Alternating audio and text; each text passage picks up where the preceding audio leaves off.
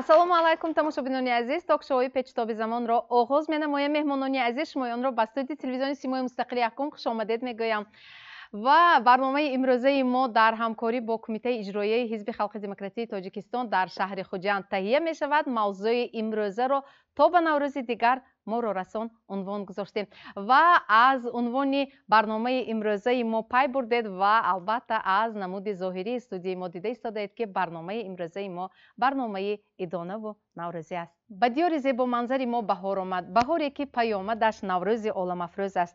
Ҷашни наврӯз яке аз маросимҳои писандидаи тоҷикон аст. Наврӯз ноҷавон аст, наврӯз ҷовидон аст. Аз рӯзгори дерин зеботарин нишон аст. Муждарасонандаи баҳор ин албатта бойчечак аст. Кӯдакон аввалин шуда бойчечак дар даст бо хушнудӣ аз омадани баҳори нозанин ба мардум мужда мерасонанд ва ана ҳамин кӯдакон то ба студияи мо омада расиданд то муждаи баҳорро ба мо низ расонида бошанд. Бойчечак, бойчечак, гули хушрӯи химчак.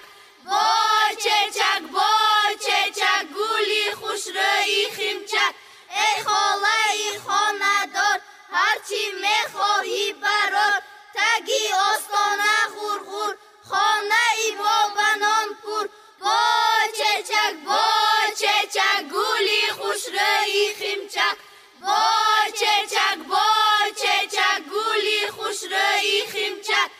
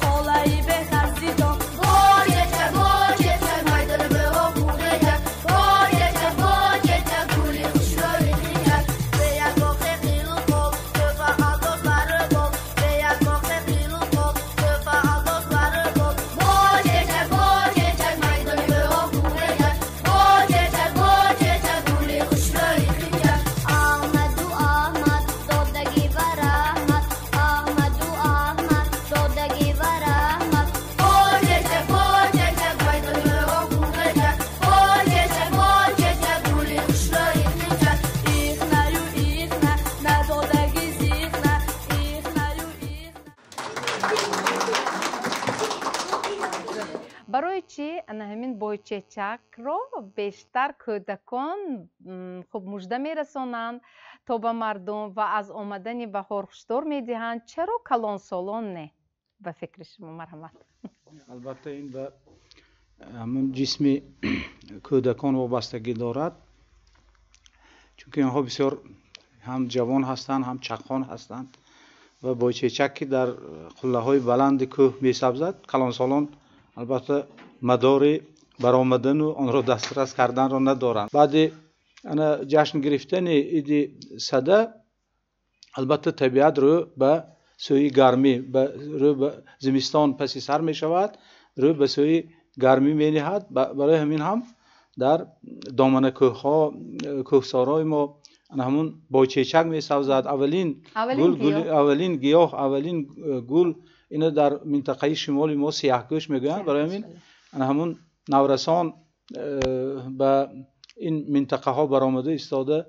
агар мо ҳамун табиати хуҷанди худамонро бигирем, агар баъд аз мобайни шаҳрамон имрӯз дарёи сир мегузарад ва ин тараф кӯҳи мевағул, он тараф кӯҳи рухак ва ҳам пештар аз ҳам кӯҳаки рухак ва ҳам аз ҳамин кӯҳи мевағул бойчечакро ҷамъ меоварданд ва хосатан ҳамун дар минтақаҳои чашмаи арзана, дар минтақаи бобовахши ато, дар минтақаи чиламазор, дар ҳамин минтақаҳо албатта бошандагони ҳам хуҷанду ҳам деҳаҳои ҳамҷавори он, масалан унҷиву рӯмону шайхбурҳону ёваю қӯруқу اهالی ان همین شهرها برای جمع‌آوری یعنی کودکان و نورسان برای جمع‌آوری با چیچک میبرآمدند و این مژده بهار را به مردم میرسانیدند و البته بیبی های ما با خوشنودی این پدیده را قبول میکردند.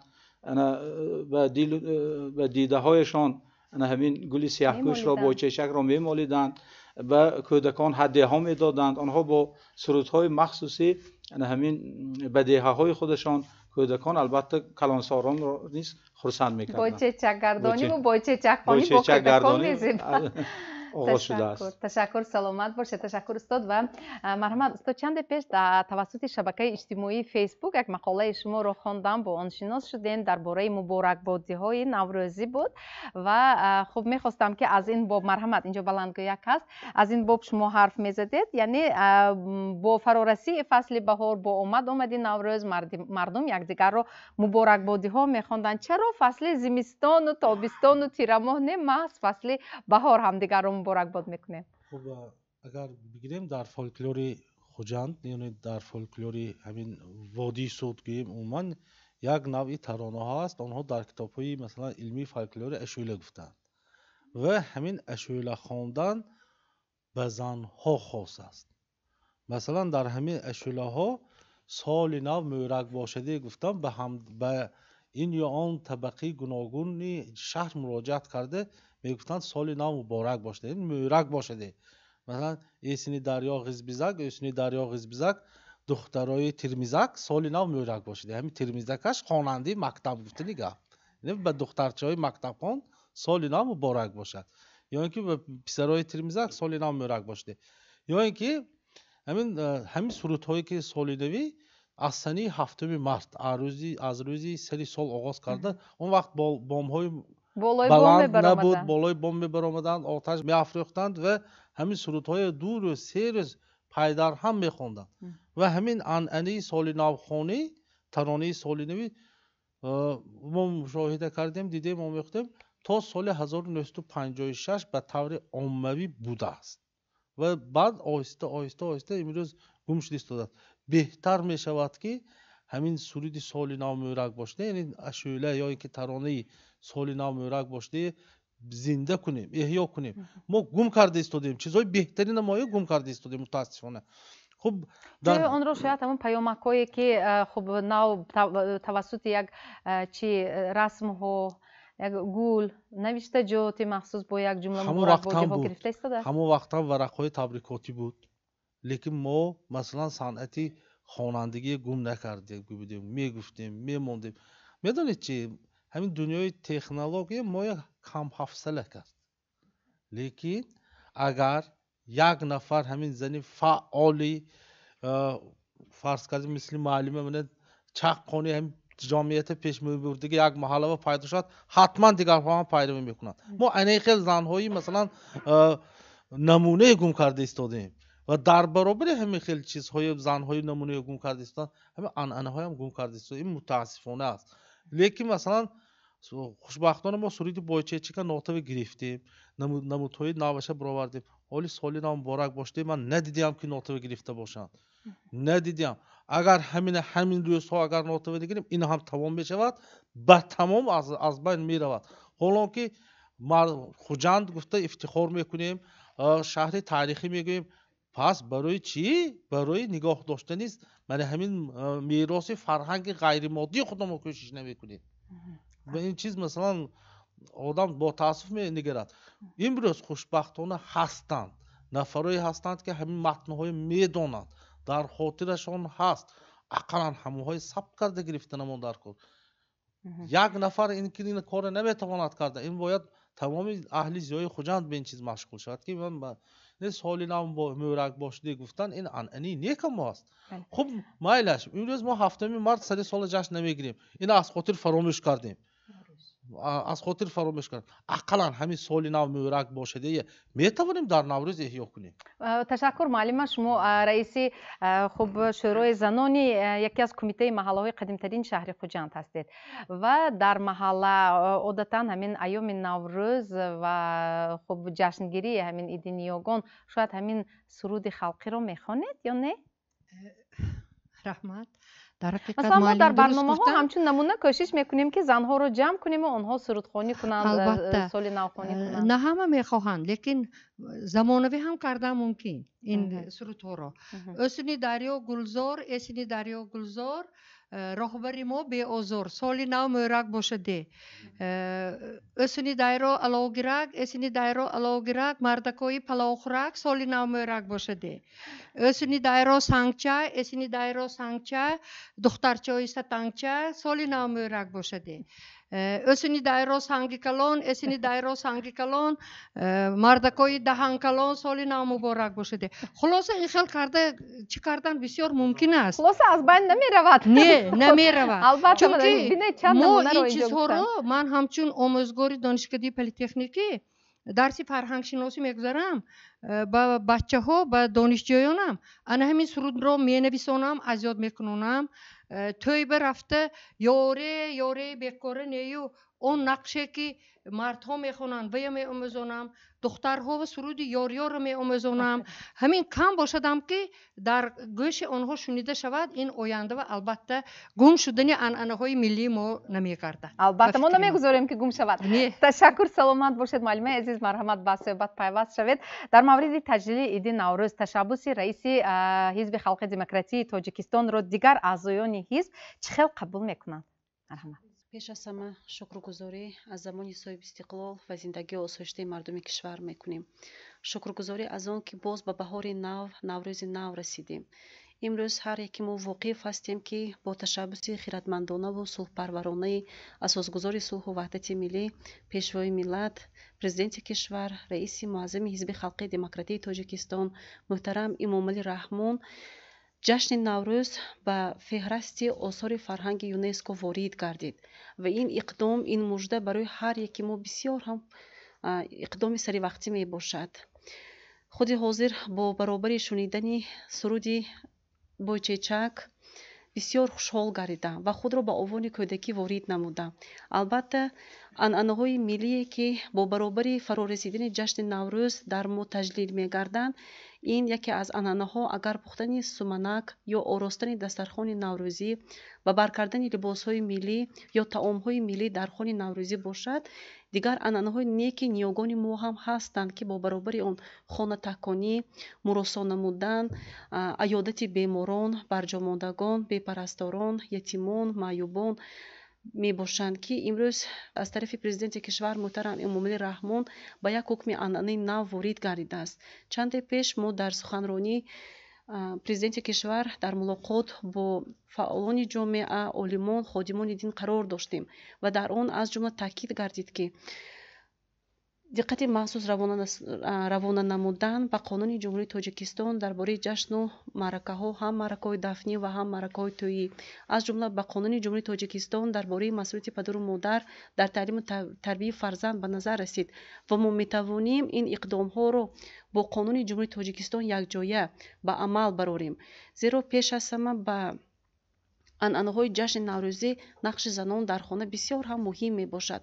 خود در خانه، خود در محل‌ها، خود در جای کاری که ما در اون فعالیت می‌بریم، ما می‌توانیم پیش از همه همچون زن، همچون مادر و بعدا همچون زنی که سیاست خیرتمندانه پیشوای معظم ملت رو رئیس محبوب حزب خلق دموکراتی تاجیکستان محترم امامعلی رحمون رو دستگیری می‌نماید، کمر همت بندیم، کوشش به خرج که فرزندان خود رو با عنعنه‌های نیک نیاگان خود آشنا سازیم تا آنها از اون دور نگردند و این میتواند از نسل به نسل ادامه یابد و به همین طریقه ما میتوانیم رسم و آیین، ارزش‌های ملی، فرهنگ نیاگان خود را پاس داشته توانیم. البته امروز قانون جمهوری تاجیکستان درباره مسئولیت پدر و مادر در تعلیم و تربیت فرزند بسیار هم یک قانون مهم و سری وقتی حسابیده می شود. با برابر آن که فرزندان ما بیشتر در شبکه‌های اجتماعی، سامانه‌های اجتماعی پیوست می باشند، ما می توانیم برای ترغیب طرز حیات سالم و به همین زمینه می توانیم ترغیب عنعنه‌های ملی خویش را از جمله در هر عرفه جشن‌های ملی خویش آن را به شبکه‌های اجتماعی واگذار کنیم تا فرزندان ما از آن واقف کردند. نه در همه خاندان والدان вақтҳои алоҳидаи худро махсусан ба фарзандон ҷудо месозанд. албатта ҳаст оилаҳое ки масалан баъди хӯроки шом онҳо дар якҷоягӣ аз ҳолату аҳволи фарзандони худ огоҳ мешаванд, аз таҳсили онҳо огоҳ мегарданд ва хуб мешуд дар ин замина як иқдом мешавад. мана имрӯз ҳам кумитаи иҷроии ҳизби халқи демократии тоҷикистон ҳам дар вилояти Суғ хоса дар шаҳри Хуҷанд кӯшиш ба харҷ дода истодем ки бо раисони кумитаи маҳаллаҳо дар ҳамҷоягӣ барои аз нав эҳё намудани анъанаҳои миллии хеш бо иқдоми кӯча ба кӯча, маҳал ба маҳал ки ин пеш аз ҳама бо ташаббуси ёрдамчии президенти кишвар муҳтарам Раҳмонзода Абдуллоҳ, баъдан супориши раиси кумиҷроии вилоят муҳтарам Мирзо Қосим Каримзода ба тавсиб расида буд. мо иқдомро саривақтӣ ҳисоб дидем ва кӯшиш намудем ки бо якҷоягӣ бо раисони кумитаи маҳаллаҳо барои аз нав эҳё намудани анъанаҳои миллии хеш бо баробари ин дигар нақшаҳо ҳам ҳастанд, иқдоми худро саривақтӣ ба ҳисоб гирем. ташаккур, саломат бошед.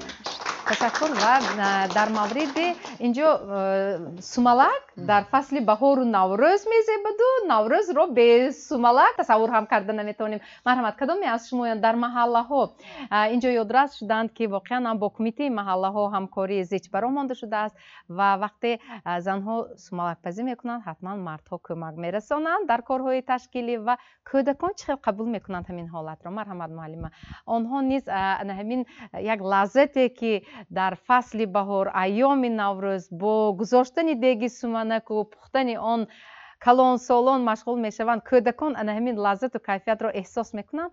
албатта кӯдак як мӯъҷизаи худовандист ва аз дидани чизи нав хурсанд мешавад.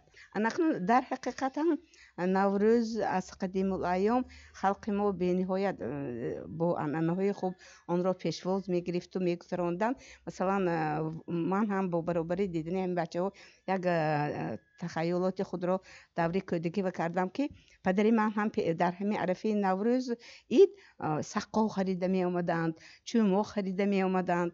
мо ки дар ҳавлӣ буд, хонаи мо дарахтҳои баланд доштем, аз ҳама шохи баландтарини дарахт ба арғамчинҳои ғафсро баста барои мо ҳаючак сохта медоданд ва мо ҳамин маҳаллаи духтарчаҳош ҳамин ҳаючакба парида истода як нишон мекардем, яке аз ҳама шохчаҳои баландтарина кане ки ҳамун шохчаро гирифта фаромада тонад аз падари ман тӯҳфа мегирифт. ё ин ки модари ман ҳарчанд ки соҳибхоназан буданд, лекин бениҳоят зани маърифатнок буданд, ҳамин чизҳои фарҳангӣ ва хуб нағз медонистанду чӣ буданд, завқи баланд доштанд. духтарчаҳои даъват карда истода анҳама болои бомба бароварда истода ҳама сурудхонӣ мекунонданд. ҳамон суруди соли нав муборак бошаде мехононданд духтарчаҳо. ин ки ҳамин чизҳо хотирам омада, айёми ҷавоним кӯдаким хотирам омад ва анамун мондани дегҳои суманак. занҳо асосан ин кор кади машғул мешаванд, аз ҳамун сабзониданаш сар карда. акнун суманакро мегӯянд ки ин хӯроки як мӯъҷиза аст. дар бораи ин бисёр ривоятҳо ҳам ҳастанд ва ҳамин гӯё ки чизи пок аст. ин шахси пок сабзонданаш дар кор ҳамина. бинобар ҳамин як занҳои покиза рӯзгор ба гандума дода мегӯянд ки ҳамина сабзонанд суманакно.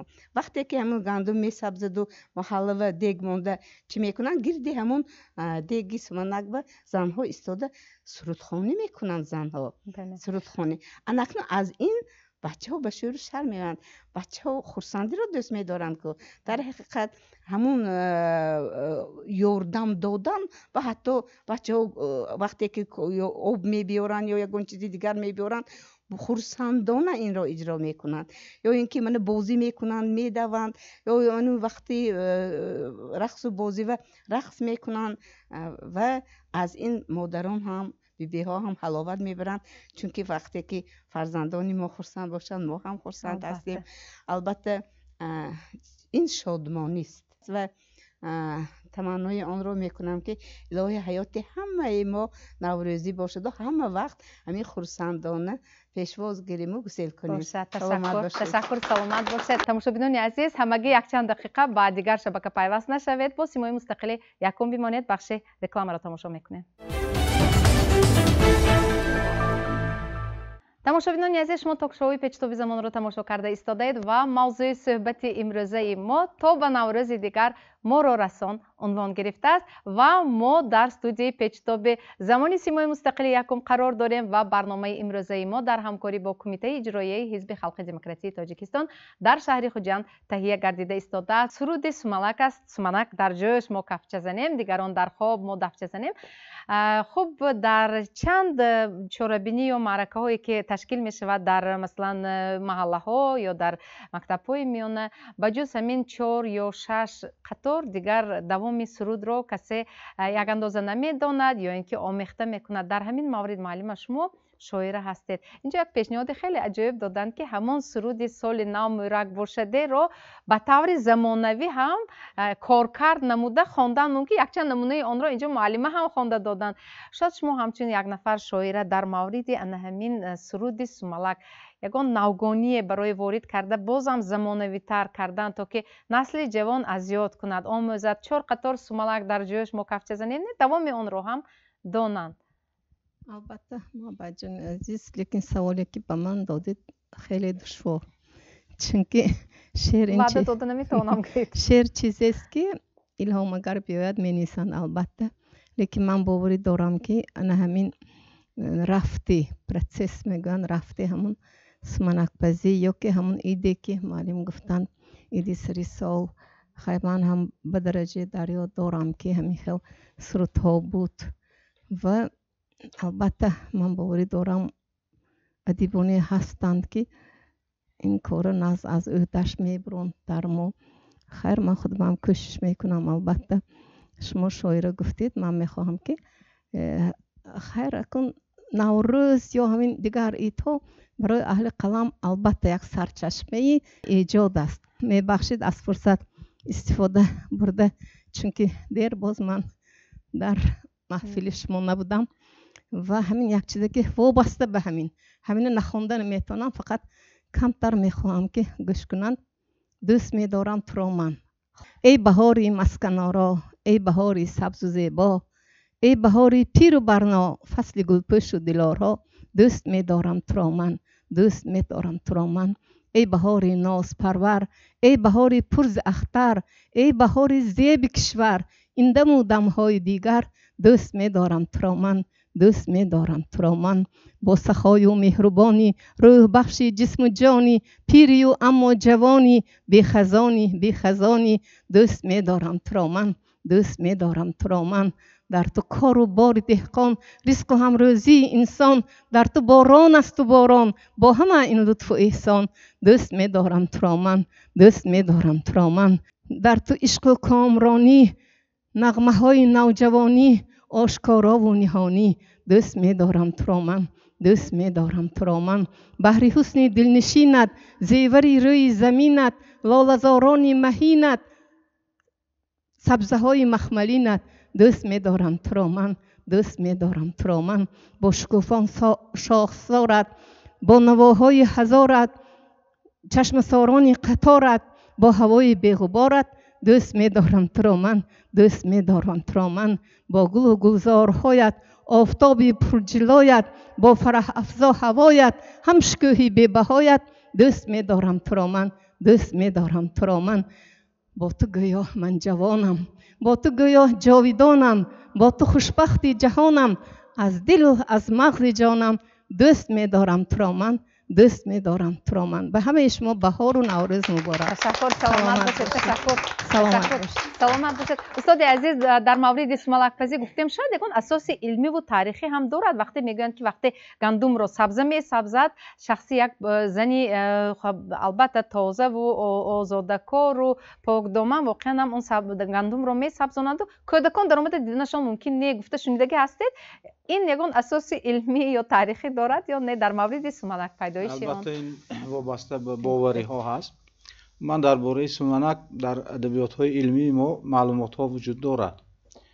масалан мирбобои мирраҳим вақто ки дар бораи наврӯз нависанд, аз сумалак ҳам хабар доданд. ё профессорони донишгоҳи давлатии хуҷанд, шодравон абдуллоҷон мирбобоев ва ҳам назирҷон турсунов, онҳо албатта ба сарчашмаҳои мӯътамади таърихӣ такя карда истода дар бораи همون خانه نوروزی از جمله سوملک معلومات ها آوردند. اصلا ما عرف داریم، عادت داریم. اون طعام هایی که روزمره ما میپزیم، مثلا همون پلو یا توشبیره و یا توپه و اوگرا و دیگر، اینها طعام های عادتی ما هستند. اما سوملک این طعام عرفی به شمار می رود.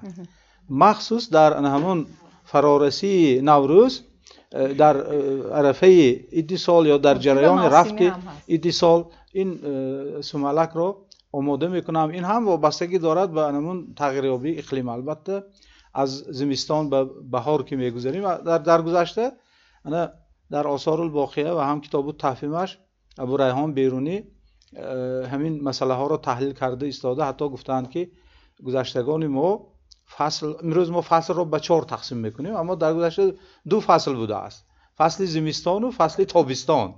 تابستان 7 ماه، زمستان 5 ماه در منطقه های ما دوام میکرده است. و از همون وقتا که ما از همون زمستان به تابستان میگذاریم، ایام بهار شروع میشود، سبزه ها میدمند. از همون دوره سر کرده پختنی همین طعام عرفی ما شروع شده است. البته روایت ها خیلی زیاد هستند. مثلا یک روایت آورده شده است از جانب نظیرجان راشد ترسونو، از مردم این جمع کردند، گویا میگویند که این وابستگی دارد به امام حسن و امام حسین. وقتی که حضرت علی به نبرد میروند، در خانواده برای خوردنشان هیچ چیز نمیماند. ایام بهار بوده است و برای میگویند همون رزق روزیشان از همون میدان زمین خودشان، اون خوشه های گندمی که سبزیده بود، همونها رو گندمش رو چیده، آن رو جوشانده سوملک کرده اند، یعنی سومنک آماده کرده اند.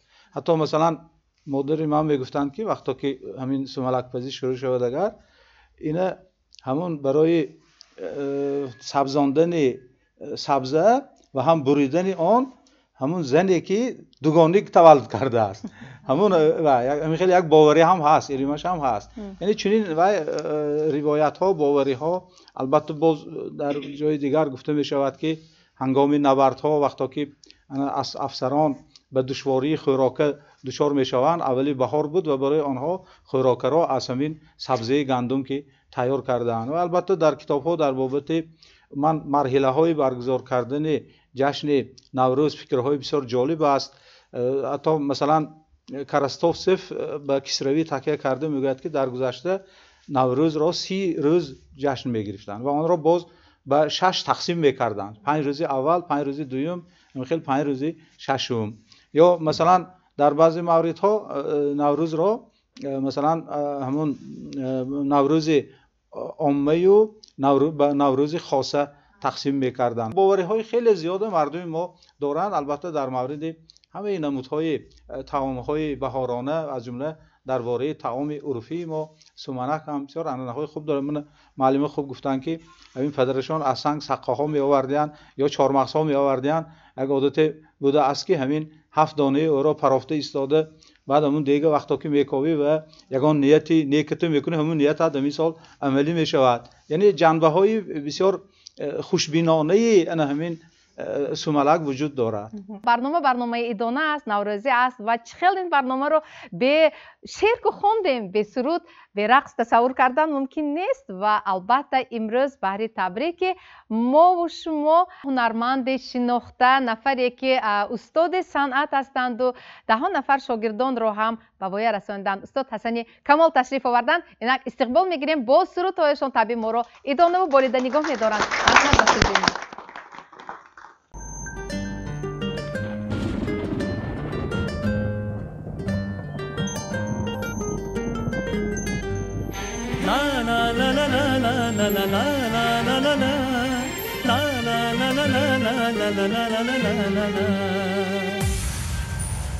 بهاری خورم آمد به ملک تاجیکستان، چیزی باش دیارم نشاطی عالم آمد.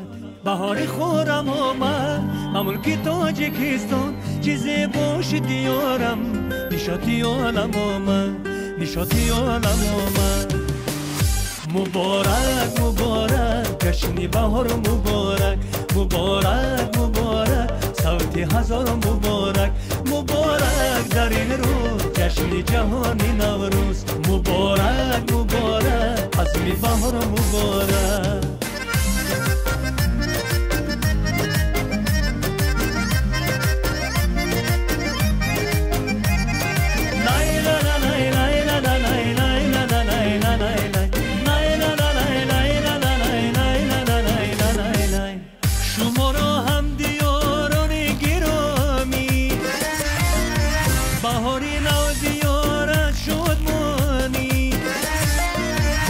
جشن تاج کن نوروز زیبا با دنیا نکیمان جاودانی زی جشن تاج کن نوروز زیبا با دنیا نکیمان جاودانی مبارک مبارک جشن بهار مبارک مبارک مبارک صوت هزار مبارک مبارک در این روز جشن جهانی نوروز مبارک مبارک فصل بهار مبارک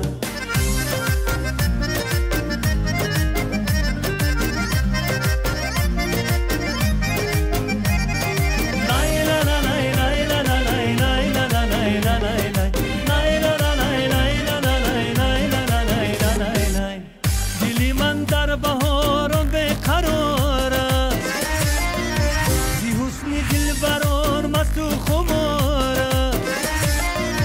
زنه با خنده دل جوید لبیا دلی ما را نشاط نوبهار است زنه با خنده دل جوید لبیا دلی ما را نشاط نوبهار است مبارک مبارک جشن بهار مبارک مبارک مبارک صوت هزار مبارک مبارک در این روز جشن جهانی نوروز مبارک مبارک فصل بهار مبارک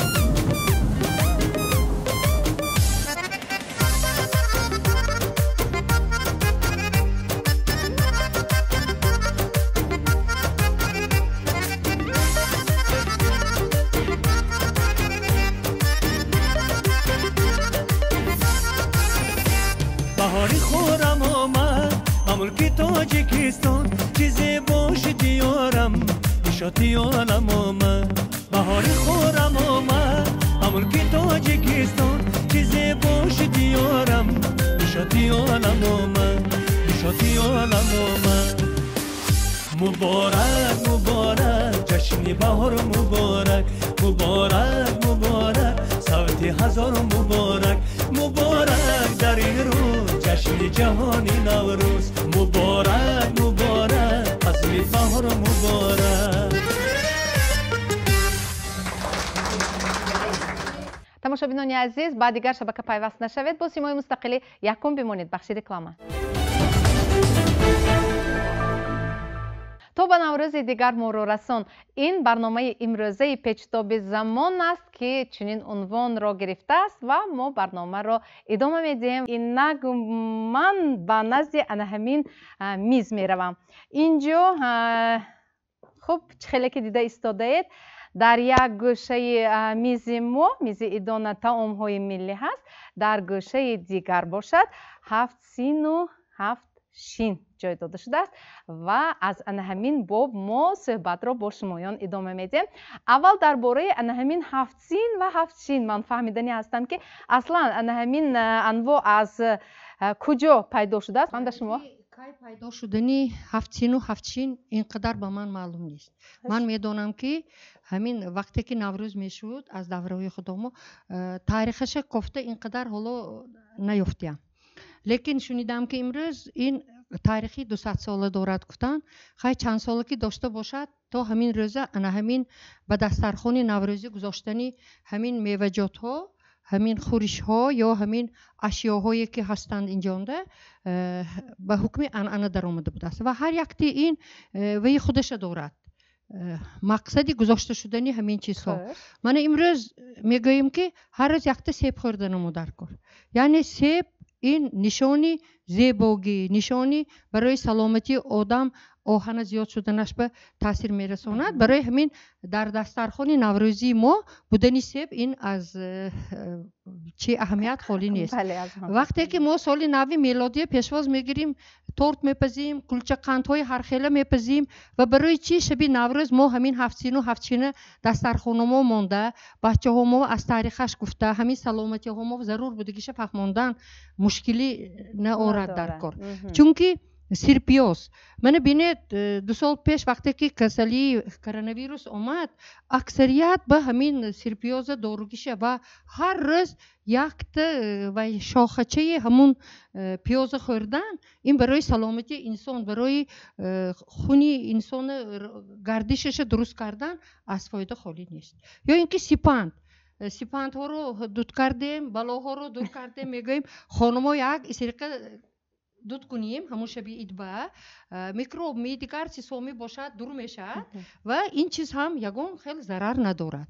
یا اینکه سنجید این جگده میگن، جگده خورو جکاس کن، سحر خیزو لیکاس کن گفتگی وای های بایتوی مقاله های بایتوی خلقه هسته. این چی معنی دارد؟ این اون رو دارد که جگده همین خیلی وای بودست که میوه بودست که و یه خوری مگر میگن که کلام سلام میگفتن و در یک جا هم همین خوانده بودم، او بی دل میچینده است. برای همین سلامتی و نقص شده پگرس خسته جکاس کده با کربه میبرفتیم و امروز هر کس کیم سبزه میموند، کیم سومنک میموند، دور زمانش می نگاه کرده دیگر شده ایستاده است.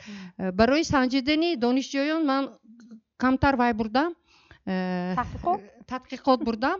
بچه ها نویستون گویم یک تاش سیخ کباب نویسته است، یک تاش شاشلیک نویسته است. زمان بی کردگی ده ها اکنون می سبزه میگذاریم. سبزه گذاشتگاه ما مضمونش همین که وای سبزه ها دمید، از همین سبزه ها من سومنک میپزیم دیگر صحبت نشانی همینه دارد. هفتچین باشد، هفتچین بیان بسیار چیزها هست. اون چیزهایی که میگذاریم مثلا شانه میگذاریم. شانه باید از درختی شمشاد شدگی باشد یا اینکه شایه. اینها درختای دراز عمر بودیان و شانه چوبین نی. این شانه وای این نو برآمدش ها باید شانه رو اسم سببی گذاشتن ما یکمش اگر ها درختی از دراز عمر میشد، دویمش موی شانه کنیم محسی بهترین از این مرز پلاستماسین شانه ها و کدی موی شانه کنیم سرام و موی با فایدهش بسیارتر است.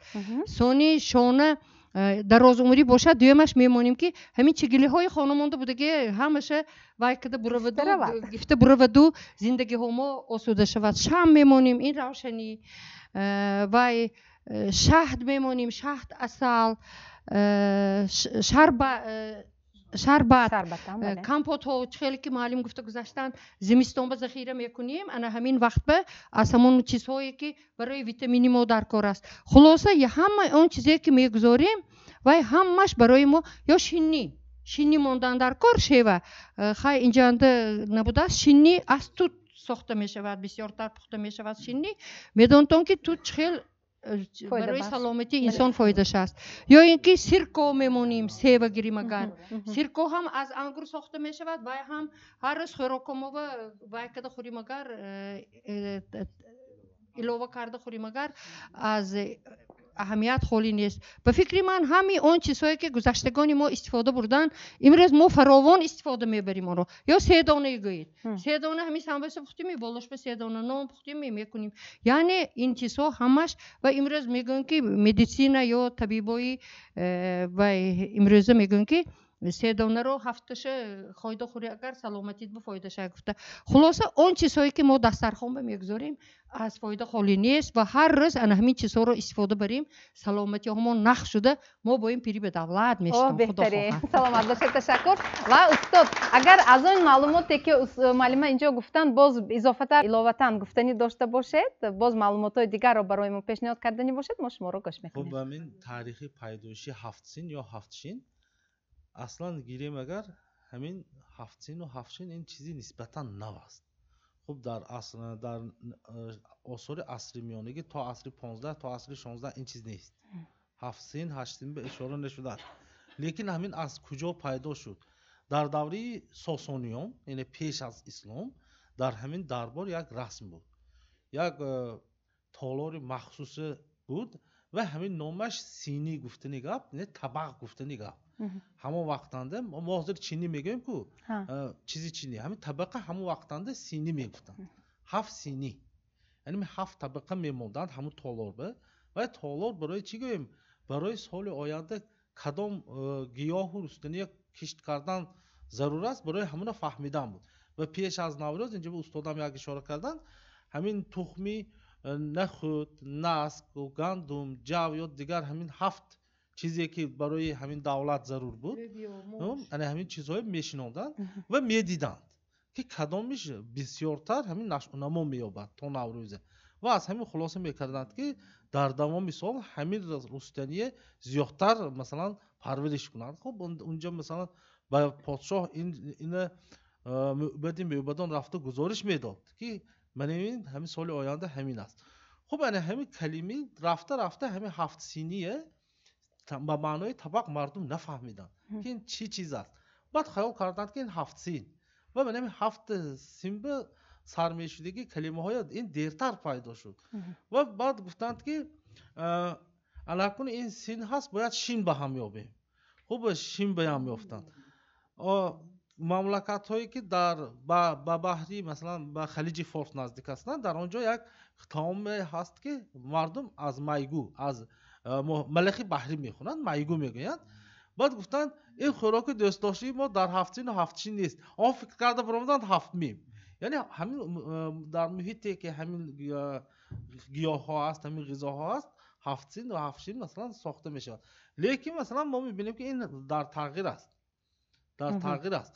хуб масалан шавла мошак набуд, вале дар хуҷанд ҳамин чиз ҳаст, монданд 7 син 7 шин. яъне агар дар маҷмӯъ гирем 7 табақ чиз бояд бошад. хуб дигар мо як чизи дигар ҳам доштем вобаста ба ана ҳамин 7 син ё 7 шин. мо як дар наврӯз як нӯшоба доштем, нӯшобаи 7 мева. ана ҳамин нӯшоба аз кадом меваҳо иборат? хуб ин аз ҳамин меваҳои хушконида, ин зардолии хушк асту, хуб мавиз, кишмич асту, олучаи кӯҳӣ, олуча, яъне 7 мевае ана ҳамуна шарбат мекарданд. ана ин чиза мо бояд барқарор кунем. ҳозир агар ҳамин 7 меваи гӯем, агар мо як чиз барои ман алам мекунад, барои ман дарднок чӣ?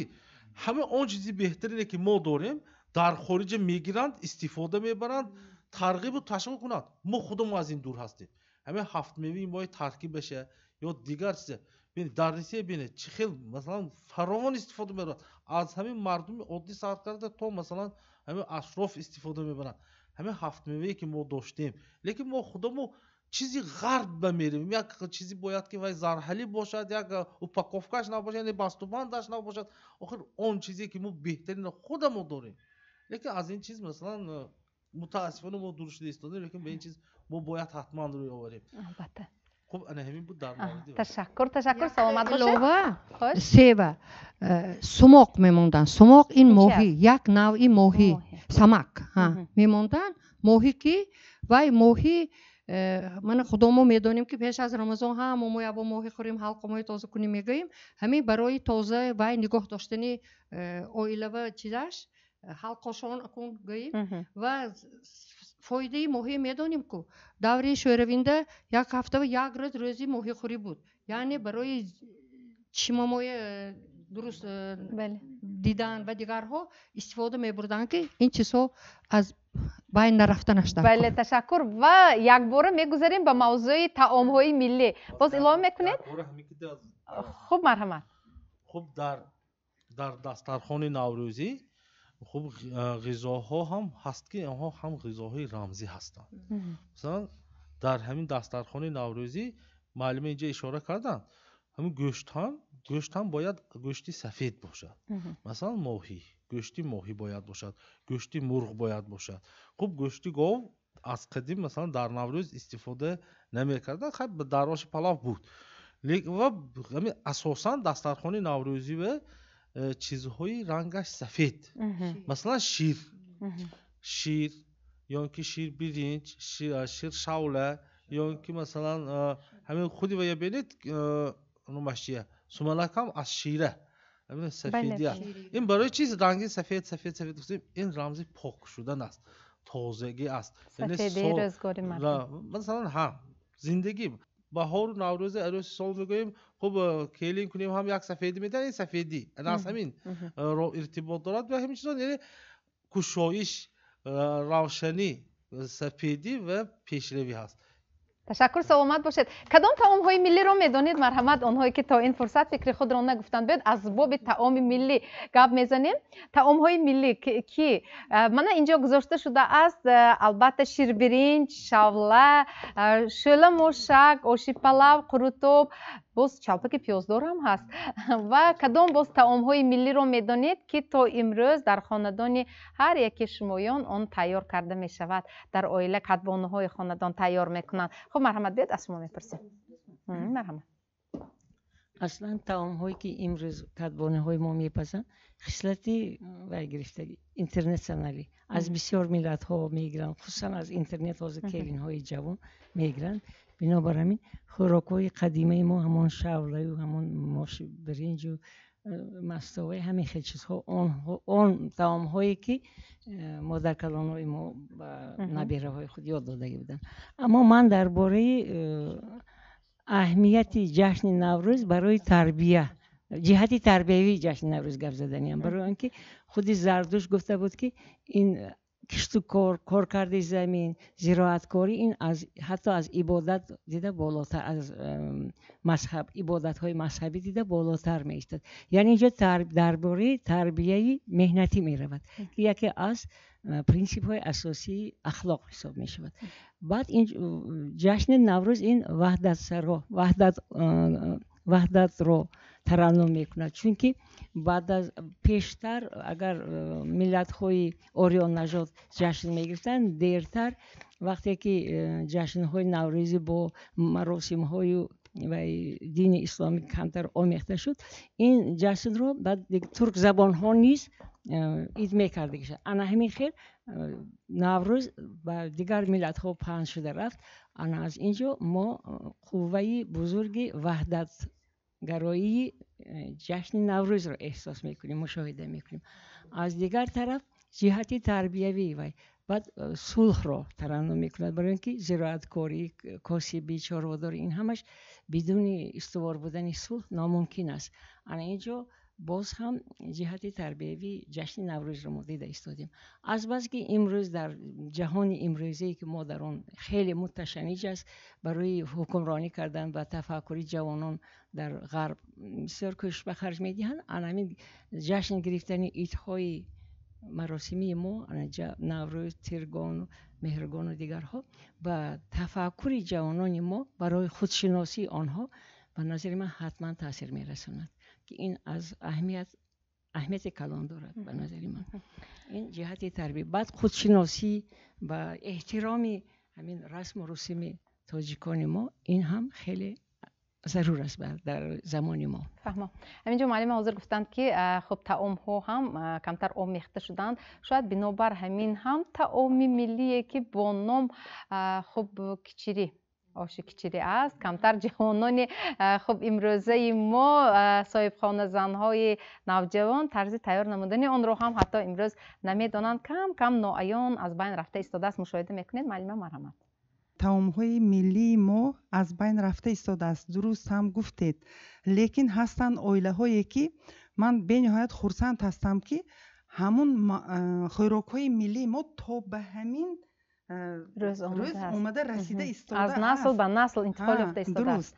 مثلا همین کچری که گفتید، الکی دو عروس خاندان من طرز تیار کردنش میدونند، چون که من مادر کلان داشتم و یا همین خیلی در محله ما که محله کوهن بنیادی رزاق بود، همون خوراک‌های ملی در محله ما به پرگی میپختن. همین کمپرها سرجم میشدند و همین هفته یک خوراکی ملی پزن، هفته آینده و دیگرش میپختن، برای اونکه جوانان یاد گیرند و همین چون انعنه تا همین روزه آمده رسیده تواند گفته.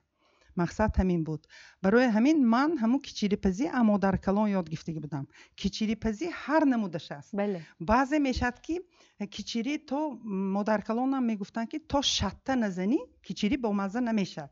کیچیری مغز با کفلزی چوبین بله چوبین و چوب از چهارمغز باشد کو با بهتر برای همین مخصوصا از گرونچهای نیمتگه اقشاق میگفتن همون دوره و انمون از گرونچهای استفاده میبردن که وای گرونچ تستر پخته شود و وای این خیلی غوز دهب ایلیشی میگفتن همین وای البته وای ازبکی انا میخوای غوز تیدو وای شیرج با این همین بامزه شود لذتش دیگر میشد با همین گرونچهای نیمتگه کنیم اگر یک نمودش قیمه کچیری میگفتن بله وای کچیری شتکی زدیم وای که حلوا شد موش اول میپختن در علایدگی کمتر که موش کفید بعد همون گرونچی نیمتگی میانداختن و علاوه پس به خوب میجوشوندن وقتی که آبش رو چیند انمی کفلیس کدی سر میکردیم شت زدن کمتر آرد پاشید البته آرد میپاشیدیم لیکن بعضی نفرها میگفتن که برای اون که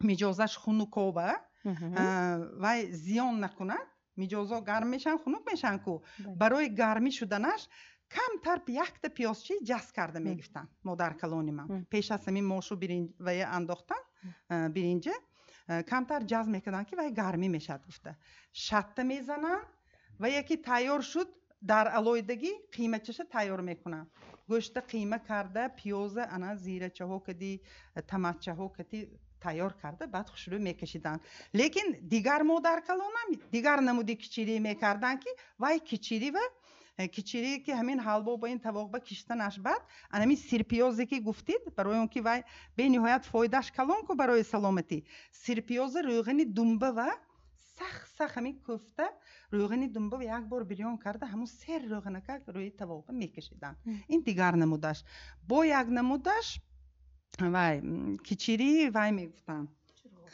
قطیق جرغات کتی و یه آرایش میدادن و به نهایت روغن دنبه البته برای اینکه بقوت شویم اولی بهار به قوتی کو انا میخیل لیکن باز دیگر نمودی خوراکای قدیمی که تا به ما اومده رسیدند و حالا عروسکای ما علاقه به میدونن تنوکچه شوربا پیوه میگفتن همون وقت ممکن که بعضی حالت میشد که همه وقت شرایط نیست که خوراکی به مزه خوردن وای یک تا پیاز همیشه شورباچی با مزه میپختن که مادر کلانی من پیوه میگفتن کم جزده های همون گفته ماندگیشانه دنبه های آب کردگیه همین یک تا پیاز چکتی جز کرده آب انداخته همون جزده انداخته نان که تر کرده میخورید روزی دراز شما سیر میگردید هر یکتاش این پس خودش به یک معناش بود یک حکمتش بود هر یک خوراکای قدیمیه توپ تواق میگفتن تواقی توپگی و هم به نهایت به قوت خوراکی توپی تواقی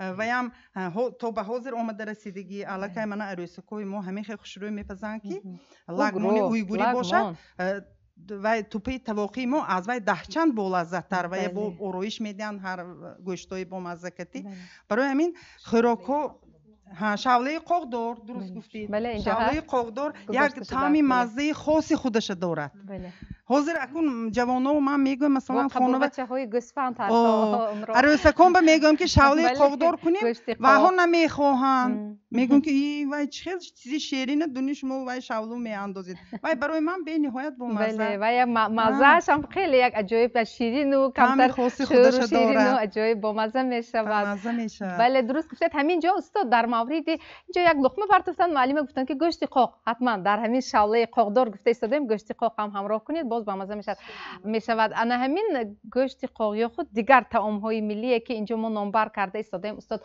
در روایت ها یا اصلا در همین تاریخ یا در همین عرفیت خب چه آمده است مثلا هست همین گونه طعامی که ما همین خاصی خب منطقه ما باشد مثلا گوشت قزی و گوشت قاق خشک کرده شده من فکر میکنم که شاید در همین خب شمال کشور در خوجند بیشتر تیار میکنن چون شباده و شمال هست گوشت خشک میشود این درست است یا در دیگر منطقه ها هم گوشت قاق تیار کردن البته شما درست گفتید همون اقلیم تاثیر میرساند البته اون اینجایی که شمال و همون شباده در ما بسیار است و تیزتر خشک کردن آسان است بسیار مثلا در منطقه هایی که کوهستان یا در منطقه جنوبی تاجیکستان حتی در دوشنبه همون گوشت قاق تیار کرده نمیشه چون که در آنجا شمال قریب که نیست اونجا در همین یک چخوری جایگیر هست از همین سبب آنها هوس میکنند به همون گوشت خاکی که در مثلا منطقه شمال آماده کرده می شود. البته مردمی خوجند و اطراف آن در گذشته اسلام جان درست قید کردند این گوشت گاو رو خیلی که استفاده نمی بردند. بیشتر برای مثلا ما وایرو گاو رو برای آماده کردن برز گاو ها نگاه می داشتیم. بعد برای حاصل کردن شیر استفاده می. بیشتر در همین خوجند ما بیشتر گوشت گوسفند و گوشت بز استعمال می شد. چون که در اطراف اکناف من قرمه میگوییم در همونجا خلقهای نیمکوچی ها زندگی میکنن. دادگرفتی بین خوجندیان و همین مردم وجود داشت. از همین سبب من همون یک کتاب هست گیر نام عالم روس سیاه روس پوتیشستوی ات گازی دو بخاری گفته یک کتابش هست. در همونجا با خوجند میاد خوجند تعریف میکند. میگوید که گورد ویس زیلنی تماما میگوید شهر بامهاش نمینامد همش در زیر درختها قرار دارد. من میگوید به بازار رفتم میگوید این تقریبا سالهای 1870 880 این واقعه هاده. بعد میگوید وقتی که به بازار در آمدم در بازار قصابخانه ها رو دیدم که در قصابخانه ها اساساً گوشت گوسفند فروخته می شود. من گوشت گاو رو دریافت کرده نتوانستم میگوید. این انانه هاست. حتی مثلا در همون ترکستان که البوم هم قصاب وقتی که همون معیف و بعد دیگر نمایندگان خاورشناس روس این کتاب رو آماده کردن. در آنجا همون صورت‌های یعنی قصاب‌هایی که با کشتنی گوشت گوسفند مشغول می‌شوند در آنجا آورده می‌شود. ایام مثلا نوروز ما البته بیش از همه حرکت مردم ما حرکت می‌کردند که به دسترخوان طعام‌هایی که در آتش پخته می‌شدند گذارند. مثلا سمبوسه‌های گوناگون یا فرض کردیم من همون گوشت بریان ها یا من گفتیم سیخ کباب گفتیم این طعام ها گذاشته میشد. من همین وقتا که ما به نوروز نظر میافکنیم نوروز یعنی عرف و عادت هایی که وابستگی دارند به نوروز به دوره تا فرارسی خود نوروز داخل دارند. عرف و عادت هایی که در خود روز برگزاری همون عید گذرانده میشوند و بعد نوروز گذرانده میشوند. اینجا من خیلی خوب قبول شد و گفته شد که در مورد همون استفاده بردنی سفیدی ها ارد مثلا همین بعد نوروز در خوجند و اطراف آن گاوبراران یک مراسمی بود با نام گاوبراران یا جفتبراران هم میگه در منطقه های جنوب. ما خوجنده ها اینا گاوبراران میگفتیم. اصلا خوجنده ها گرچند با هنر و با تجارت مشغول باشند هم اصلا شغل علاوگی آنها این دهقانی بود. در همین اطراف و اکناف خوجند آنها صاحب زمین بودند. از مثلا در اون وقت با تناب حساب میکردن فلان تناب بابای من زمین داشتن در منطقه مثلا دشتک میگوین یا در منطقه آخریق میگوین یا در اونجید یا در یاوه میگوین. اصلا همین مردمی که در اطراف و همین اطراف شهر زندگی میکنن اینها اصلا خوجندی ها هستند. تا همین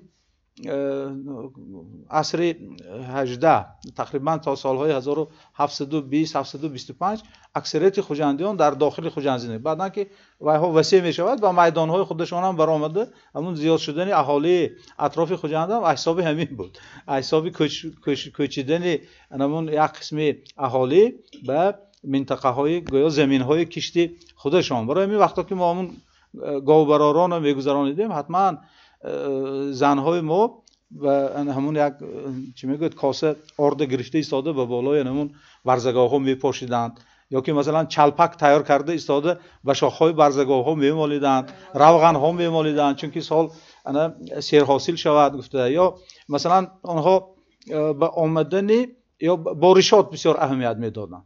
با آمدن بارشات چون که خوراکه برای زیاد شدن البته این باران ضرورت گندم ضرورت برای چندین باوری های هم رعایت میکردند.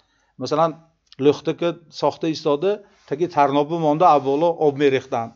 لخته که تر میشد میگفتن که این آینده انا بارشات نقض میشود. یا که حتی مثلا مادرم نقل میکردن که همین بیبیشان همون کفلیزی چوبینه میگرفتن و قفا و بمب میغراندن گویا نگاه نکرد از قفا میغرانده. بعد برآمده وقتی که همین و یک کفلیزی چوبینه ببینه اگر چپه باشد اگر بارشات کم میشد اگر راستا باشد اگر بارشات زیاد میشد یا که مثلا ما هر یک خانواده عاقل داشت در آنجا مثلا چاروا پرورش میکرد گاو گوسفند اینها بعد مادران میگفتن که همین و ایشان مادرشان درآمد پیش عرفه نوروزنده درآمد میبرامدن بعد همون وقتی درآمدشان چشمشان پوشیده ایستاده قرصشان وای میکردن تونگون میکردن نوگی قرصشان بعد برآمده بعد یک مدت پیشین بعد همونو میکشادن اگر میگفتن که اگر خاص باشد اگر امسال سال دهقانی نظم میشود اگر موی باشد اگر موی همون چاروا مثال چاروا نظم میشود یعنی خیلی باوری ها رو مردم ما در گذشته داشتن این چیزه البته رعایت میکردن و وابسته به همان هم کشاورزی و هم هنرمندی و هم دیگر کارهاشون براه میموندن. براه میموندن. تشکر. و هنرمندان هم هنرهای خود را به نمایش میپروردند. مثلا ایام نوروز عادتا اگر در کتاب‌های تاریخی نظر کنیم به دیگر سو ببینیم همین در جشن‌های نوروزی از قدیم بوده است یک عادتی مردم تاجیک همین در تانتنی نوروزی یک چیزی نو نشون میدادند. در کتاب‌ها نوشته شده است که همین در عصر 15-16 هنرمندان نانوای‌ها نان را در نمودی مناره و قصر برین ساخته همون در تنور تیار کرده برآورده بودند. خب در من دوره دیرتر ببینیم اگر در جشن سری سال یعقوب جان فرنگ اولین مراتبه قطاره از چوب ساخته هم در همونجا هم قطاره به کودکای دور زنانده مردم خواهشمند هم با قطاره چوبین همونجا نمایش دادگی هنری نوی ساختگیشه یک چیزی نوه یا اینکه حاجی یوسف بر فیاض هم گلوبوسی ساختگیشون اول در همین جشن نوروزی نمایش دادگی یعنی هر یک هنرمند در همین چهاربینی نوروزی یک چیزی که نو ساخته است میبرارد نشان نمایش میدهد. نه تصور کنید در زمانهای پیش خب در خانه مینشیند هنرمند یک چیز اختراع میکند و نوروز یا اینکه فرارسی سال نو بهترین فرصتی است که همین در زمستان یک کاری نو کردگیش برآورده نشان دهد. ما نیز در یک گوشه هنرمندان را تشکیل نمودیم و هنرهای دیگر چیزی که هست مردم خوجند از دورهای قدیم بافنده ریسنده یعنی هم ابریشم از لباس ابریشم استحصال کننده متا بودند دوزنده بودند نه تمام مردم نه کسب بافندگی داشتند یک کسبای وابسته به همین متاریسی و متابافی و دوزندگی و همین چیز و وقتی که همین نوروز یا که سری سال جشن میشد یک شرط مهمی خوجنده ها همین بود است که حتما باید لباسی نو پوشند. این لباسی نو پوشته به اید برآمدنشان معلوم میکرده است که همین خانواده یعنی یک کاری خودش دارد یک سمتی همین بافندگی و کار میکند و اگر همین یگان نفر همین بی لباس باشد اگر نه و ایدبه نمیرد با همین میفهمیدند که همین آدم به یاردم در کن یک شرایطش وزن است یاردم دادن در کن یا اینکه همین آش الشکانه ما هم همین خیل یعنی از هر خانواده آش میرود و میبیند صاحبی همون خانواده میبیند که از خدام خانه آش نامد وقتی که آش نامد نامعلوم کرده در یک خلطه به خام فرستانی همین خیل عادت بود یعنی محصولاتی برای خوراک تیار کردن میفرستادن یعنی سبزی و پیاز و برنج و دیگر چیز بعد از یک روز یا دو روز همون طبقچه آش برمیگردانید با همین راه گفتنی بود که مثلا ما هم کمتر از وی برخوردار شدیم یعنی یادگیری دستیاری در راست کردن این فلسفی زیادش است لباس سالی نو توپیش نو پولاد باشد اید برو نباشد اصلی نرو همین خیلی سرودهای هم هست نه این معناش همین که هنرمندیت نشان ته در نوروز باز دیگر چیز است در روز نوروز اقلا یک توگمه نو دوست لباس نو خریده نتوانستی محرمت اقلا یک توگمه نو دوست یعنی نو شو به حیات نو درو به سال نو درو یعنی نوگانی است از سرش تا آخرش نوروز یعنی قدم موندن به سوی نو است. بسیار خوب و استاد در اینجا در مورد لباس‌های ملی که یک اشاره هم رفت مثلا به بر نمودن همین اطلس و ادرس و چکن من فکر میکنم میخواهم که در یگان دور زمان از مد نبرآمده است و توجه بانوان به همین متاع اطلس روز از روز زیاد گردیده ایستاده است که کم نه و طراحان نیز به شکل و نمود نو همین لباس های از متاع اطلس و ادرس و چکن آماده شده را برای خب بانوان پیشنهاد کرده ایستادند با یک نمود نو و یک معاصر و ملی البته و در مورد همین متاع طبیعی که واقعا به انسان چخل تاثیر میکند و از چخل نخها آماده می شود اگر آن چیزی که کمتر با نخ سینتتیکی یعنی صنعی آمیخته شده است آن را به اینابت نگیریم در این مورد فکر خود را میگفتید. خب قبلا همینجا اشاره کردم این شهر خوجند از قدیم شهر بافندگان شهری مثلا دوزندگان شهر یعنی در خوجند متاع استحصال میشد متاع پوره پختگی متاع مثلا پوره ابریشمی و متاع هایی بود که آمیخته هر دو و گاه متاع استفاده میشد که این از تیبت تیار کرده میشد یک نوع پشم لیکن همین در گذشته هم ببینیم یعنی شهری هنرمند شهری بافنده شهری کاسب است یعنی یک هنری خودش نشان میدهد امروز ما میبینیم که در تمام دنیا این چیز پهن شده ایستاده است خب هنر است این هنر در یک جای نمی ایستد اما علاچی که عصر 19 بود یا عصر 18 بود امروز نمودش دیگر میشد به قصبی که بود نمودش دیگر میشد دو خوبه که بود مثلا نمودش دیگر میشد رنگش دیگر میشد لیکن نامش میموند همون طرز تیار کردنش میموند و همین یک چیزی خوبم هست که همین سال اعلان کردند از 1 مارس تاجیکانه میپوشیم این یک اقدام خوب است لیکن نباید این طور باشد که مثلا یک کس امر دهد یا که یک کس مثلا پیشنهاد کنه و بعد بشه این باید به طور اتوماتیک به طور خودکار همین فرارسی بهار به هر کس باید پوشد لباسی خوب در این سمت زنهای ما احسن آفرین زنها خوب هم ادرس میپوشند هم اطلس میپوشند هم چکن میپوشند توقی عراقی و توقی های دیگه میزیبد خوب گل به بهار به یک گلی لوگی میشوند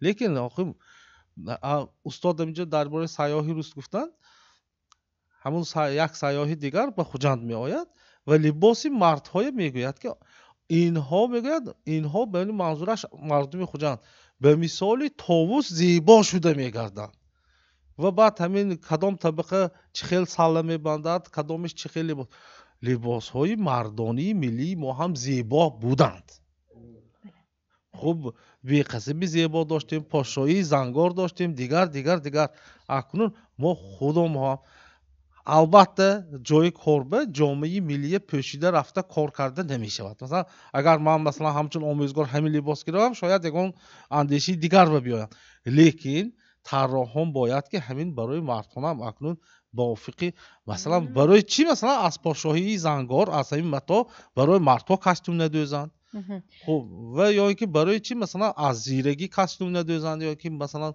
شیمو کاستوم بشه یعنی این چیز بیام اکنون آهسته به طور ایجادکارانه مناسبت کردن یا که همین گالستوک همین بسیار وقت همین گالستوک میخریم همین نویسگی از ابریشم گفته همین اطلسی مویم ادرسی مویم از ابریشم همین که دیم اقلا گالستوک ساختن ما ممکن که این چیزایم یک روحی ملی موی زیاد خواهد کرد البته تشکر سلامت باشید و بخش فرهنگ مرحمت اینجا یک بار از جایتون خیزید شما اول من نگاه کنید خیلی زیبا با یک طرح خوب زمانوی و با یک نشانه های ملی اینجا او را داده شده است بسیار زیبا است شینم است و تنها در چاره‌بینی های تشکر شینید تنها در چاره‌بینی های فرهنگی مثلا در نمایش ها دیده میتوانیم و خلاص در دیگر مورد نه واقعا هم همین چاره‌بینی ها هم ترغیبات و تشویقات میبرد چون در صحنه میبینند حتما آن را دیگرها نیز ببر کردنشان ممکن است و بیشتر کردن ممکن است به فکر شما در چاره‌بینی ها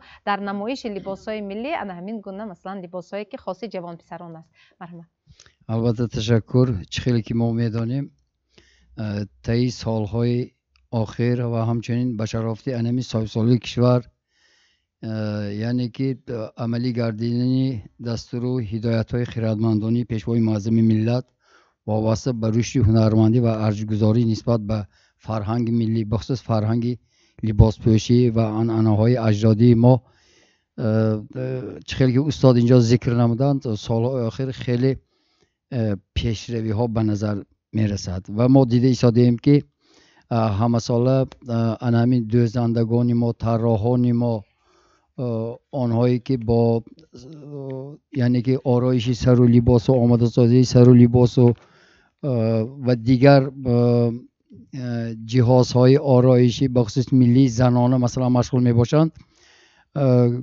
کوشش کرده ایستادند که با یک نمودهای نو با یک نمودهای نظر با خریدارگیر و دسترس محصولات هنری خودشانه یعنی که پیشکش کنند و علاقه ما در نمی خودی صحنه دیده ایستادیم که اکثریت به عنوان عزیز ما خواهران مهربان ما آن لباسایی که به بر نمودند اینها پیشتر مثلا یک 30-40 سال پیش اگر پیش نظر ما همون محیط پیش نظر بیاریم اگر من استاد اینجا به تذکر میتونم من از زنهای نسبتا روزگار دیده ما هستند که این خیلی سر و لباس پوشی نبود و این در حقیقت ما رو با آن راهنما میسازد که همین بانوان هنرمندی ما آنهایی که با سر و لباس استحصال آن آماده نمودنی آن سر و کار دارند یعنی که کوشش بخرجند که یعنی که وابسته به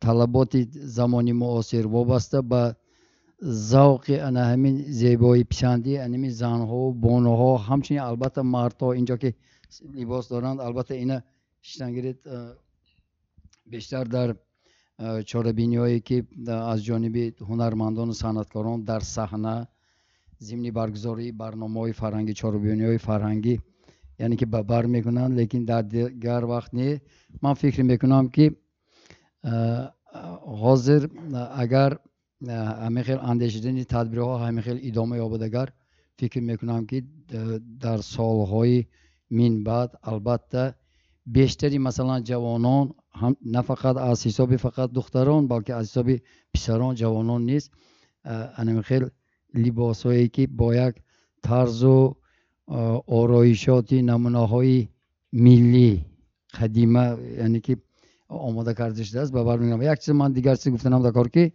اکثریت هنرمندان اساسا محصولات هنرمندی خود رو هنری خودشان رو به طریق بیشتر فرمایش به اجرا میرسانند.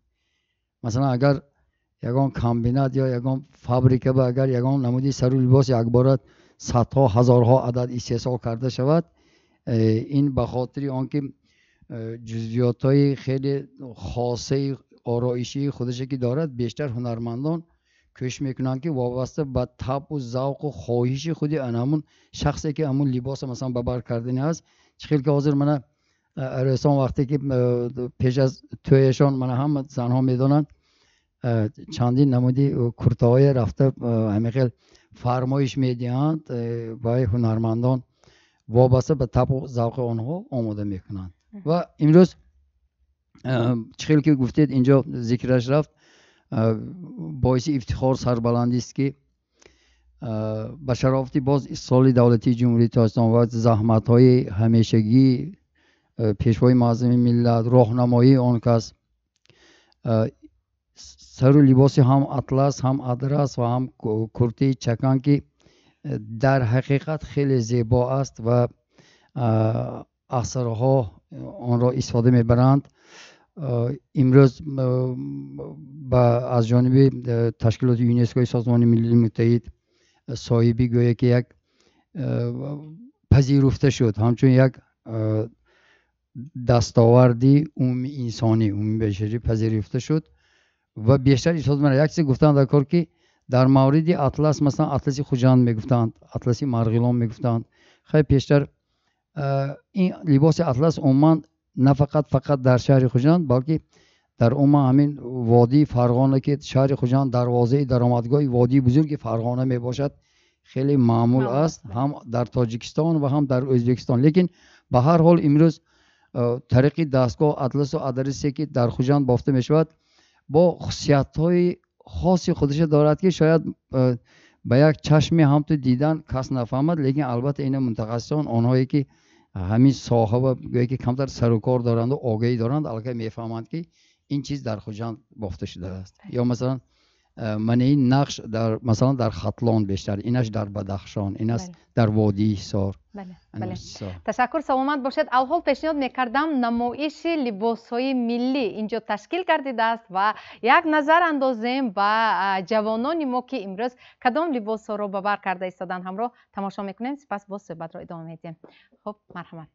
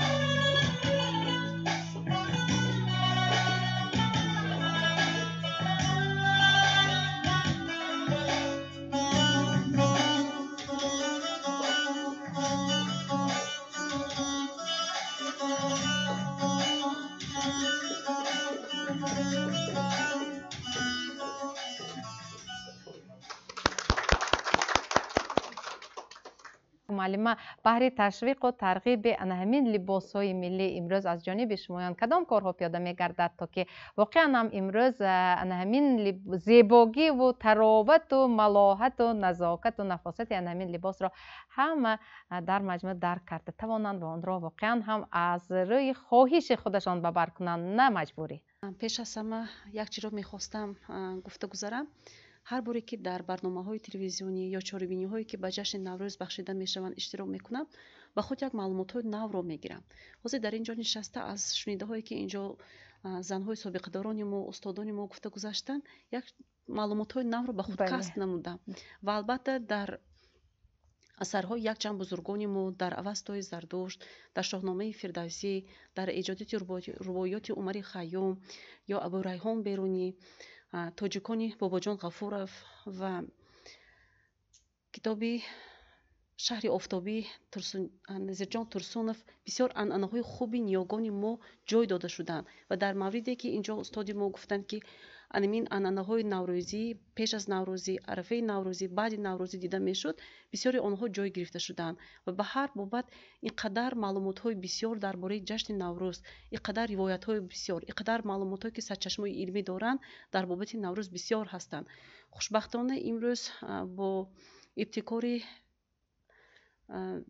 ابتکار سرور دولت محترم امامعلی رحمان هنگامی اعلان نمودن رشد سیاحی و هنرهای مردمی این یک اندازه اقدامی بود که برای هنرهای ملی مردمی ما یک عمر دوباره بخشید و امروز وقتی که فصل بهار فرا میرسد زنها بی‌طاقتانه بی‌صبرانه برای به بر کردن لباس‌های ملی خودشان حرکت میکنن. اینجا چه خیلی که استادی ما گفته گذاشتن برای از روی مجبوری نه، البته هر کی ما کوشش میکنیم که یک لباس‌های ملی خود رو به بر کنیم با یک حسن و تراوت دیگر، با یک مود نو، با از نگاه هر یک خود انسان اونها کوشش میکنن که لباس‌های ملی به بر کنند و این اقدام خوب است. امروز حزب خلق دموکراتی تاجیکستان نیز در شهر خوجند ما اقدام‌های بسیار به نظر گرفته هستیم و کوشش میکنیم طریق به زبان روسی رکلام باشد هم یک لباس‌های ملی خودمون که اینجا هم چخیلی که ما دیده ایستادیم در شبکه‌های اجتماعی تاجیکانه میپوشم یک به هر بابت یک علاقه کلمه توانسته ایستاده است که جلب چقدر زنان و دختران رو برای پوشیدن لباس ملی جلب سازد و ما نیز این اقدام رو میخواهیم ادامه دهیم و باز اقدام‌های نو رو برای مثلا از نو احیا نمودن انمین عنعنه‌های ملی خویش سهم خودمون گذاشته باشیم. تشکر، سلامت باشید. از برنامه امروزه جوانان واقعا هم از نوروز برنامه ما درس آینده سازی برای خودتان گرفته توانستید. کی فکر خود را میگوید؟ بیاید از شما میپرسیم. مرحمت. خب خلاصه شما از برنامه امروزه. تشکر زیاد معلمه. من همچون جوان دوران استقلال گفتنی هستم که با چنین پیرانی روزگار دیده در اینجا سرجم آمدیم. من به خود از اینها خیلی چیزهای مثبت، چیزهای به خود ضروری گرفتم که در آینده کوشش میکنم که تا به مانند اینها شوم و نیز این دیار عزیزمان را پیش برم و نوروز عالم افروز را به هر یکی اینها مبارکباد میگم. تشکر، سلامت باشید. خب شما مرحمت. با شرافت اساسگذار صلح و وحدت ملی پیشوای ملت پرزیدنت جمهوری تاجیکستان رئیس معظم حزب خلق دموکراتی تاجیکستان امروز نوروز بین المللی گردید و در قلمرو کشور امروزها جشن نوروز با شکوه و شهامت خاصه و با رعایت عرف و عادت و عنعنه‌های نیاگان تجلیل گردیده ایستاده است و از فرصت مناسب استفاده برده تمام هموطنان را، تمام جانبداران اعضای حزب خلق دموکراتی تاجیکستان را با آمدن بهار نازنین و نوروز فرخنده پای تبریک و مبارکباد می نمایم. بگذار نوروز آمده ایستاده با تراوت و برکاتش به خاندان هر یک ملت تاجیک فیض‌ریزی نماید و با نیت نیکی تا به نوروز دیگر همه ما را رسان تبریک می کنم. سپاس به اندازه معلمه ارجمند، حاضرین گرامی، مادران به نهایت نورانی، استادان گرامی قدر. واقعا آمدن بهاری که عاشقان چون مجنون و معشوقه ها چون لیلی انتظارش بودند برایتان مبارک میگویم. از قدیم الایام جشن نوروز و آمدن بهار برای کودکان خاصتا یک لحظه خوب از زندگی می باشد و آنها شادی کنان می دویدند و می چریدند و گلهای قاقو و سیاهگوش و بایچشک را که آنها مژده‌رسان هستند از نوروز به دست می گرفتند و دور می زدند به سوی خاندان مردم و پیام ها می آوردند از آمدن بهار و نوروز و در این بابت می گویند که گلی سیاهگوش هفت رنگ است، میانی خاک و همسنگ است، از این دلها خرسند است، بهار نو مبارک باد. واقعا بهار نوتان مبارک باد. ما جهان بهره گرفتیم از آثار تاریخی خود، از گذشتگان خود و اینچنین عرف و عادت. خاصتا انا اینجا گفتند مولانا بزرگ میگوید که دانه چون اندر زمین پنهان شود سیر او سرسبزی بستان شود. واقعا انا همون 7 طبقه که داشتند و آنها میگفتند برای من بعد ما دانه ها را میسبزانیم و از کدام آنها برای ما ضروری هستند. واقعا هر دانه که به زیر زمین میاد او یک سیر دارد، یک اسرار دارد که برای من بعده ما یک شکوفایی میارد، یک پیشبردی میارد. اینها هم یک حکمت دارند. ما سپاس میخوانیم و برای تشکیل نمودن چنین یک برنامه جالب سپاس به اندازه میگویم. واقعا در دایره پوشیدن لباس های ملی امروز جهانی تکنولوژی است.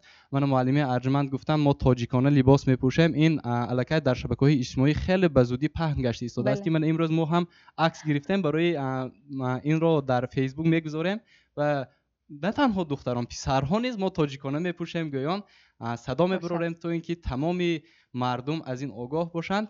این خود یک تاجیکانه پوشیدن ما به جهان شنوا باشد. واقعا لباس هایی که ما داریم نه تنها در جمهوری تاجیکستان بلکه بیرون از آن هم خیلی زیبا به چشم میرسند. سپاس و سلام به شما. تشکر، سلامت باشید. تشکر. مرحمت.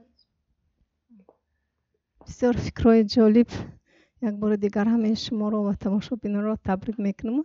همین حرفی تاجیکانه لباس میپوشیم با من خیلی معقول شد در موردی که شبی توی. من بسیار میخواهم کدام فصل که باشد عروسای ما همون لباسای خیر برای خودشان زیبا، لیکن همین کرته اطلس، بخمال، زردوز و هوچه چکن، همین چیزهای پوشن. تمام مرا جشنها، ایدهای تویها پوشیدن. ممکن تکلیف من همین. در آخر یک تا درخواست من همینجا نشسته ها و تماشابینان به آن خداونده که بیش و کم دهد زندگانی خوش و خرم دهد، التجا داریم از درگاه او خاطری جمع و دلی بیغم دهد. ماندگی همش میشد. تشکر سلامت باشید. تشکر.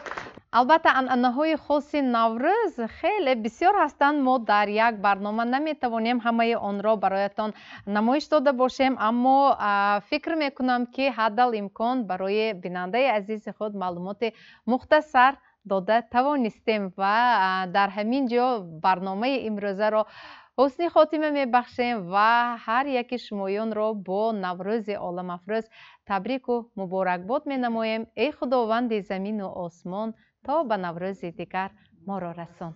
خیر.